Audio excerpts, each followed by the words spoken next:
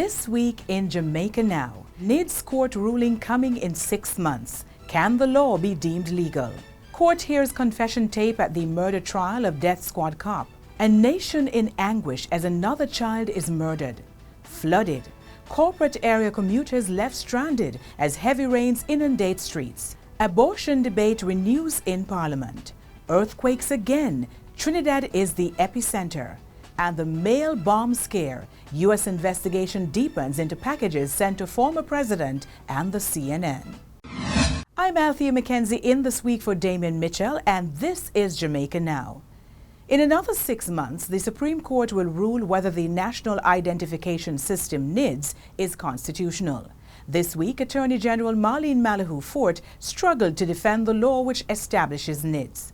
People's National Party General Secretary Julian Robinson has taken the government to court, saying that to make it mandatory for every Jamaican to be enrolled in NIDS is a breach of their constitutional right to privacy. The Attorney General has conceded that in some ways the NIDS law infringes on citizens' right to privacy. The law would allow for the collection of core biodata, including fingerprints and blood type, without a warrant. People who refuse to submit the data could be imprisoned. According to the Chief Justice, in a free and democratic society, the preservation of individuals' freedom must be paramount, and the state must ensure that infringements are minimal. He says Jamaicans should have the choice to decline to be part of the system, otherwise the government runs the risk of instituting a totalitarian regime, given the stipulations under the National Registration Act. Police Constable Collis Chucky Brown has admitted to being a part of the special police team that allegedly carried out the killing of Robert Gutty Dawkins in Clarendon in 2009. Brown made the admission during an August 10, 2013 interview with the Independent Commission of Investigations Indicom, the recording of which was played to the jury on Thursday at his murder trial in the Home Circuit Court. Dawkins was fatally shot along the Palmer's Cross Main Road on January 10, 2009. In the recorded interview, Indicom Assistant Commissioner Hamish Campbell asked Brown, "Did you shoot him yourself? Did you fire the gun?" No, but I was there as a part of that team," Brown responded. Campbell then asked, "Who fired the gun?" Brown named a Constable L and 2 other cops who were present. Brown is also on trial for the December 13, 2012 murders of Dwayne Douglas and Andrew Ferron along the Swansea Main Road in the parish, and he's facing 1 count of wounding and a charge of conspiracy to commit murder. It was another week of anguish in Jamaica following the murder of 14-year-old Raven Wilson. 3 men have since been taken into police custody for questioning. Raven's mutilated body was found in the St. Anne community of Top Road on Sunday. Child rights and advocacy organization Hear the Children's Cry is calling for more to be done to protect children from criminals and to prosecute offenders. Raven was reported missing on Friday after she did not return home from school. Her death follows last month's killing of Shanoya Ray and Yatanya Francis, both 14, in the corporate area. Nearly 40 children have been murdered since the start of the year. Corporate area commuters were left stranded and motorists stuck in traffic for hours amid flooded streets following heavy rains on Tuesday. It was especially bad along Marcus Garvey Drive. The government has since announced plans for the construction of significant drainage infrastructure in the vicinity of the Tinsumpen Aerodrome.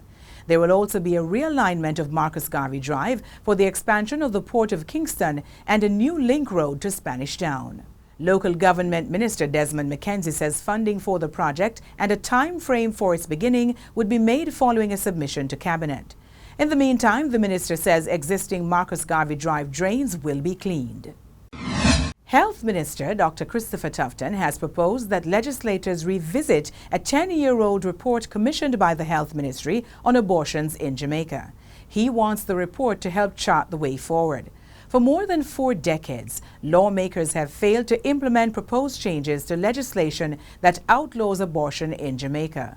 According to Dr. Tufton, the issue now requires urgent consideration and a firm decision. He wants another joint select committee of both houses of Parliament to review the report again. According to figures released by the health minister, 47 or 4% of the 1,177 persons admitted at the Victoria Jubilee Hospital in 2016 had complications from either a failed attempt or completed induced termination of pregnancy.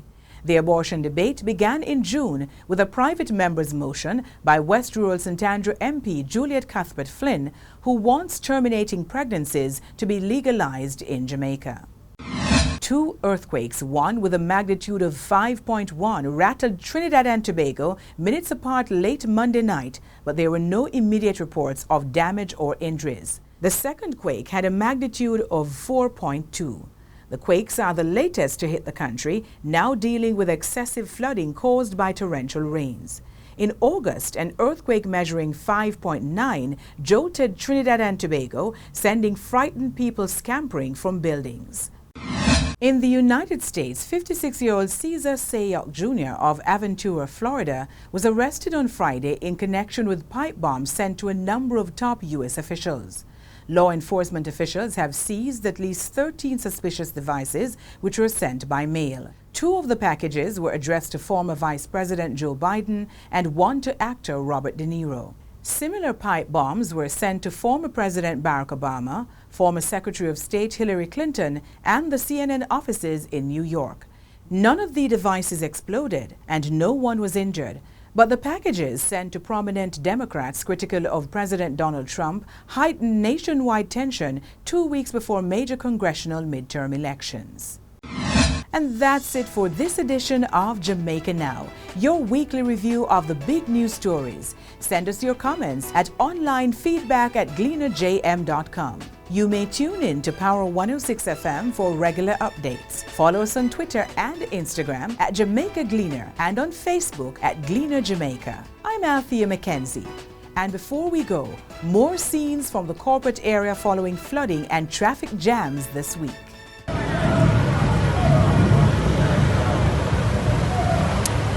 This is the first we're having a flood like this.